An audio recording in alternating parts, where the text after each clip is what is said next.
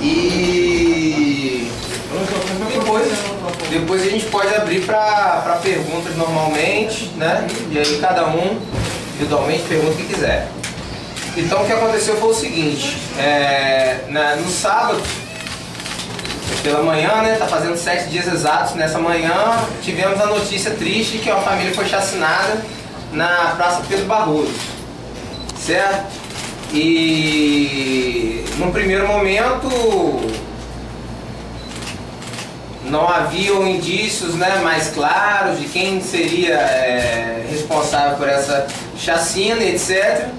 A partir de segunda de manhã, quando eu entrei e assumi a investigação do caso, né, era uma investigação de uma certa complexidade, tendo em vista a ausência de qualquer informação sobre ainda que fosse um suposto autor, né? O único dado que nós tínhamos era algumas características físicas de 2 pessoas que teriam executado esse crime.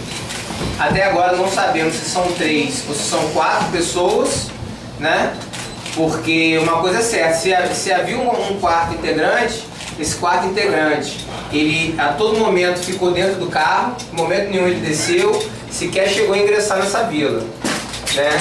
E certo mesmo é que haviam 3 pessoas envolvidas, né? Há inclusive a dúvida se essa terceira pessoa seria quem de fato ficou no carro. As pessoas que invadiram essa série de casas, vou explicar a dinâmica do acontecido. Nessa manhã, por volta de 6 horas da tarde, uma testemunha, que eu não vou citar o nome aqui, até para preservar a imagem dessa pessoa, se encontrava... Não, na manhã do crime. Se encontrava em frente à sua casa, aguardando um táxi para ir ao trabalho. Quando de repente avistou 3 indivíduos que, de arma na mão,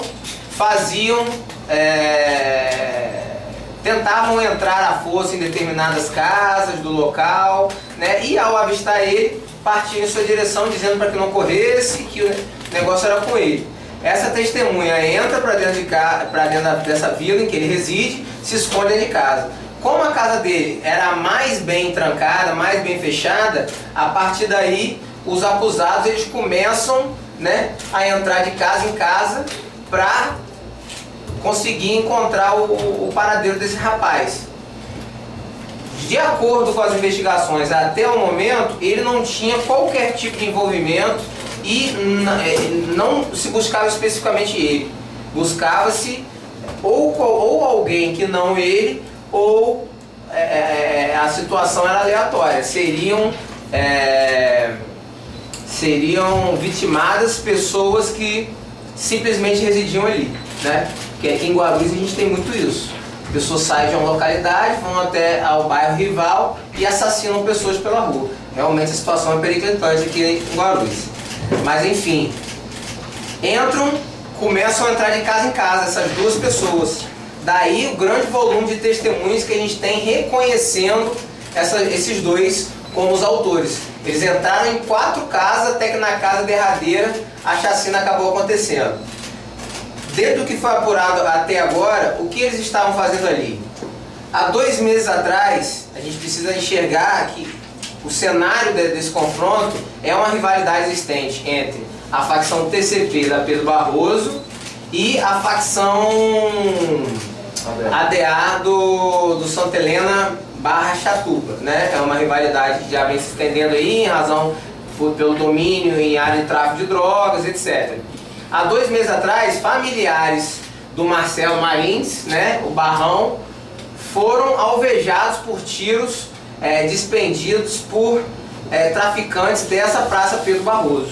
À época, o Barrão, que é o principal acusado e responsável por chefiar essa chacina, ele estava preso à época. Há 15 dias atrás, através de um benefício concedido pela Justiça, ele foi liberto, né, provisoriamente, obviamente para visitar a família e retornar, só que a gente sabe que muitas vezes eles não retornam.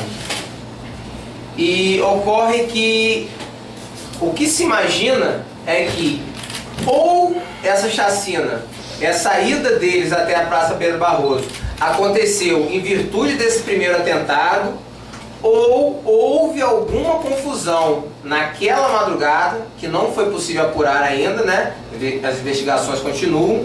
Houve alguma confusão naquela madrugada entre eles, integrantes da facção dominante na Praça Pedro Barroso.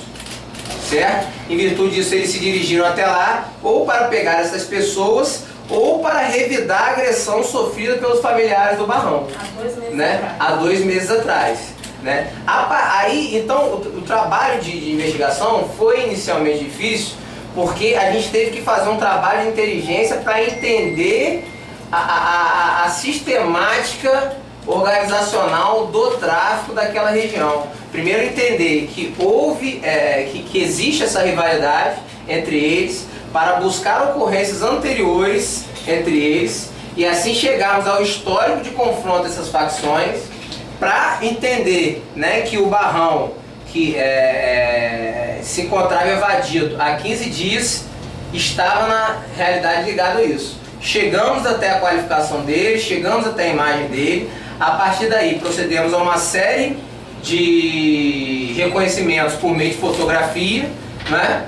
E a partir do momento que entendemos que de fato era ele, fomos realizar um novo trabalho de inteligência para entender quem são os indivíduos que usualmente agem junto com ele, né? Assim chegamos a algumas fotos e percebemos que a foto do Cassiano combinava bastante com a descrição do segundo indivíduo, das vítimas.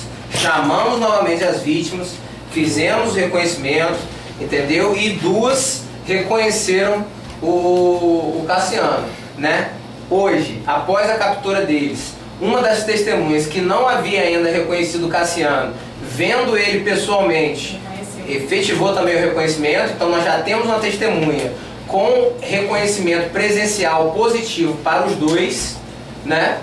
E a partir daí eles não querem colaborar muito com as investigações, entendeu? Mas tudo parece bastante claro. E um indício claro, inclusive, é que as vítimas alegavam que um dos indivíduos teria um problema no olho, entendeu? Estaria com o olho inchado ou alguma coisa. Hoje chamou a atenção justamente no momento da captura do Cristiano, que ele está com um curativo no olho. Primeiro momento achamos que talvez fosse uma deficiência, né, de vista de algum eventual acusado, mas depois passamos também a trabalhar com a hipótese que ele poderia estar com o olho inchado em decorrência de alguma confusão acontecida durante a madrugada, né, enfim. Mas o fato é que, conforme falado previamente por todas as vítimas, ele se encontra com esse olho esquerdo lesionado.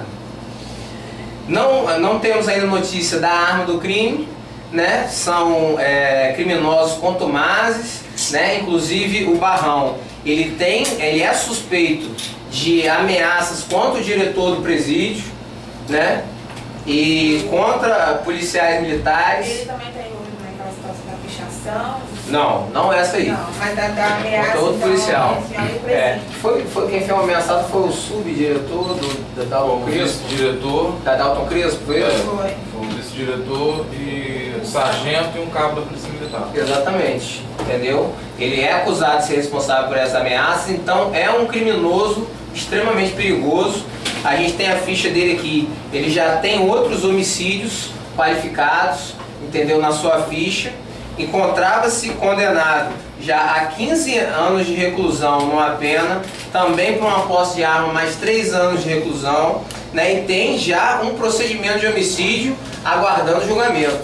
Então é um criminoso, quanto mais, pessoa extremamente perigosa, que se encontrava foragida, né? E graças a esse trabalho aí investigativo da Polícia Civil, está novamente encarcerado, né? Aí é importante frisar que, a partir do momento que tínhamos claro essas autorias, juntamos força mais uma vez com a Polícia Militar, né? É importante citar isso, que o apoio deles foi fundamental para a captura desses indivíduos, né? Porque são agentes públicos com extremo conhecimento, né? Dessas regiões de tráfico de drogas, né? E numa operação coordenada por mim nessa manhã, a gente conseguiu obter êxito na captura desses 2 indivíduos, né? E a partir daí a gente segue com as investigações para tentar apurar pelo menos a identidade desse terceiro, né? Na chegada de vocês, eles tentaram fugir?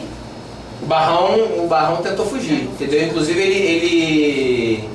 ele pulou por diversas casas, né? Mas em razão do cerco tático que foi montado, nós em conjunto com a Polícia Militar, obviamente, né? Obtivemos êxito na captura